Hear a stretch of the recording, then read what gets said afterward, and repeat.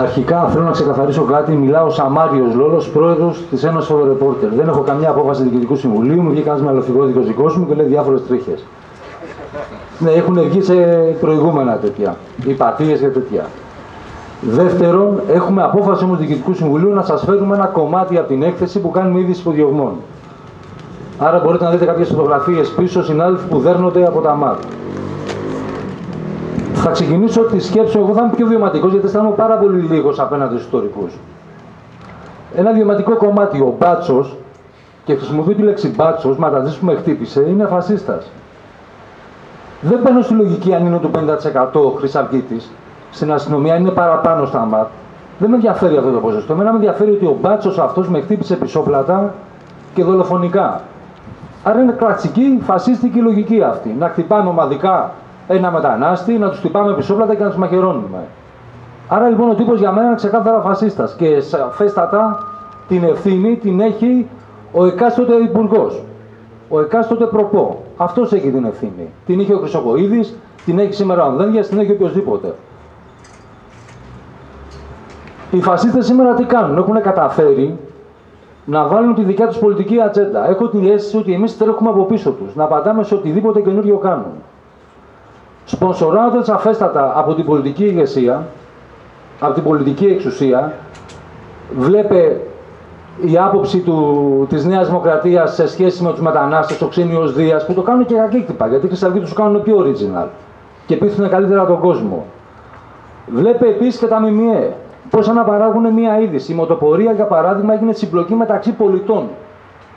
Δεν είπε φασίστες. Τραυματίστηκαν 2 πολίτες. Δεν είπε ξεκάθαρα φασίστες. Και δείτε μετά η αντίδραση του κράτους. Μάζεψε αυτούς, τους πιτσιρικάδες, τους πήγε στη Γαδά, τους έκανε βασανιστήρια. Την επόμενη μέρα οι αλληλέγγυοι που πήγανε ειρηνικά έξω από τα δικαστήρια τους ξαναέδιρε, τους ξανασυνέλαβε και τους ξαναέδιρε πάλι με φασίστικο τρόπο μέσα στη Γαδά. Τι σου λέει λοιπόν η εξουσία? Πρόσεξε, γιατί άμα πάει να κάνεις κάτι συνολικό, κινηματικό απέναντι στους Χρυσαυγίτες, θα μας έχεις απέναντι. Δεν θα έχεις τους Χρυσαυγίτες μόνο απέναντι, θα έχεις και εμάς. Σαν εξουσία. Τι πρέπει να κάνουμε εμείς? Εγώ θεωρώ ότι πρέπει να δώσουμε τη δικιά μας ατζέντα. Πρέπει να σταματήσουμε να τρέχουμε πίσω από την ατζέντα των Χρυσαυγιτών. Πώς τοποθετούμε τη δικιά μας ατζέντα? Τη τοποθετούμε αρχικά σε πολιτικό κεντρικό επίπεδο. Σε επίπεδο κινητοποιήσεων, σε επίπεδο απεργιών, σε επίπεδο Τρόικα. Τι κάνει η Τρόικα? Μας διαλύει, το ξέρετε όλοι. Άρα λοιπόν τι συζητάμε εμείς? Απεργιακές κινητοποιήσεις, διαρκείας. Συμμετέχουμε στις 24 ώρες, κατεβάζουμε το δικό μας κόσμο. Η ΕΦΕ, παράδειγμα, η Ένωση Φωτορεπόρτερ, πάγια θέση της είναι ότι απεργούμε μαζί με τους εργάτες και όχι αυτές τις ντεμέκ απεργίες μία μέρα πριν, μία μέρα μετά, για να αφήνουμε την ενημέρωση ανοιχτή στην τρέμη δηλαδή και στην κάθε τρέμη. Απεργούμε μαζί με τους εργάτες, γιατί είμαστε και εμείς εργάτες. Και ταυτόχρονα δεν βάζουμε μαύρο στην ενημέρωση.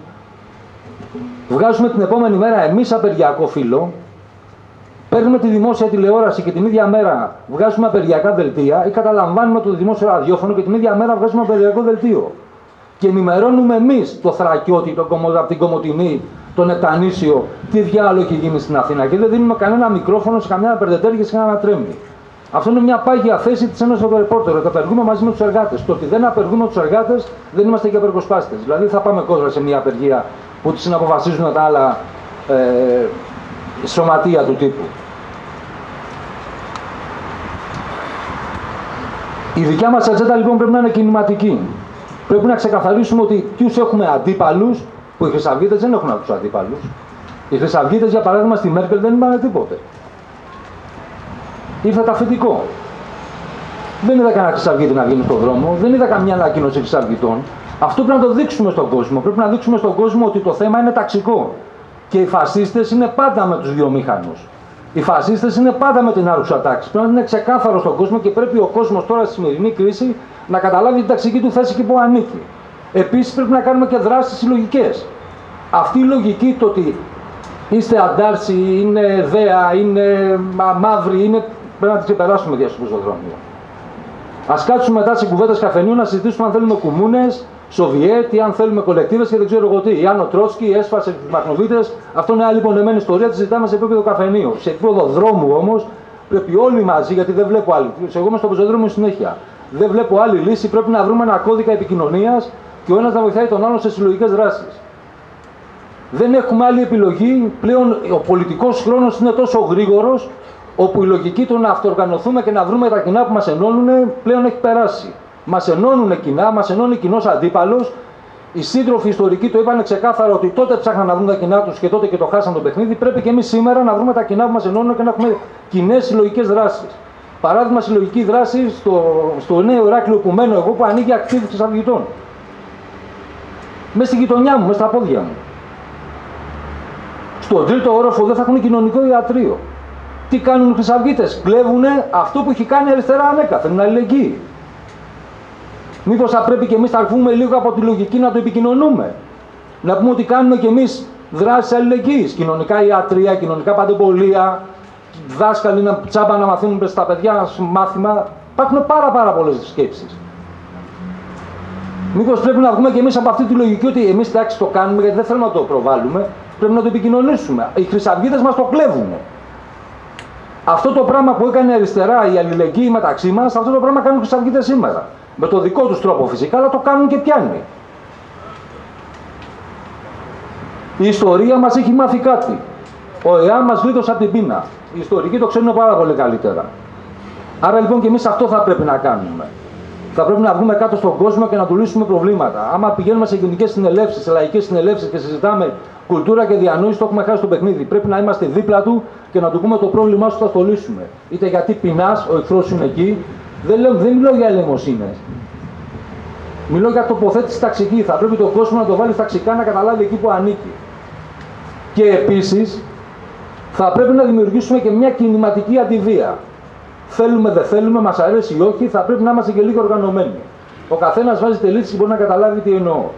Σε ό,τι έχει σε σχέση με το χώρο του ΜΜΕ, εγώ θα ήθελα πάρα πολύ να δω, ειλικρινά, όχι μόνο δελτία δαρμένων, μαχαιρωμένων μεταναστών, ή το χιτήριο για παράδειγμα, ή οτιδήποτε τέτοιο. Εγώ θα ήθελα πάρα πολύ να δω μια δημοσιογραφική έρευνα που δεν υπάρχει, δεν υπάρχουν τα μέσα, θα μου πείτε, να την κάνουμε εμείς. Που να λέει από πού τα παίρνουν οι Χρυσαυγίτες. Με ποιους επιχειρηματίες έχουν τα λαβέρια. Τι κολεγιά έχουν κάνει με τη Νέα Δημοκρατία. Έχει βγει ένας πρώην ταμείας τους και έχει πει ότι τα τυφλέδια τα τύπου Νέα Δημοκρατία. Δεν έχει παίξει πουθενά, παιδιά, αυτό. Μήπως θα πρέπει να κάτσουμε να κάνουμε μια σοβαρή έρευνα. Τι διάλογο οι Χρυσαυγίτες, από πού χρηματοδοτούνται, ποιοι τους πονσονάρουνε. Μήπως θα πρέπει να κάνουμε μια σοβαρή δημοσιογραφική έρευνα, γιατί εγώ στον χώρο του ΜΜΕ ανήκω. Που να λέμε ότι οι Χρυσαυγίτες τα έχουν πάρει από εκεί και παίζουν αυτή την μπάλα και ότι είναι με τους εργοδότες μια χαρά. Και ότι πάνε στους εργοδότες και λένε θα σου διώξω το μετανάστη, έχουν γίνει ο ΑΕΦ, Χρυσαυγή. Θα σου διώξω το μετανάστη 15 ευρώ ανασφάλιστο και θα σου φέρω Έλληνα 15 ευρώ ανασφάλιστο. Και εντάξει, επειδή είμαι και φουσκωτός εγώ, πάνε να σου κάνουν απεργία αυτοί 15 ευρώ Έλληνες ανασφάλιστοι, εντάξει, θα τους κανονίσω εγώ. Αυτά τα πράγματα πρέπει να επικοινωνήσουμε στον κόσμο. Πρέπει να πάνε να δουλέψουμε στα σχολεία. Η συντρόφισσα εδώ έχει ένα χαρτί που γράφει τέλος. Θέλει να μου το δείξει και άμα περάσει ο χρόνος εδώ να μου το δείξει τέλος. Εγώ το πάω αλλού. Είμαστε το τέλος. Αν δεν λειτουργήσουμε τώρα συλλογικά και όλοι μαζί, έχουμε χάσει το παιχνίδι. Φανταστείτε ένα εφαιρετικό σενάριο: ΣΥΡΙΖΑ κυβέρνηση, Χρυσή Αυγή αντιπολίτευση. Έχουμε χάσει το παιχνίδι. Άμα δεν πάμε προς τα κάτω και να οργανώσουμε τα κάτω, έχουμε χάσει το παιχνίδι. Βγάζω μια τρομερή αγωνία, έτσι ώστε οι συνάδελφοί μου να μην δέρνονται από κάθε Χρυσαυγίτη μπάτσο οποιοδήποτε, να μην δέρνεστε εσείς, να μπορούμε να βγαίνουμε στον δρόμο και να μιλάμε ελεύθερα. Να είστε καλά που με ακούσατε.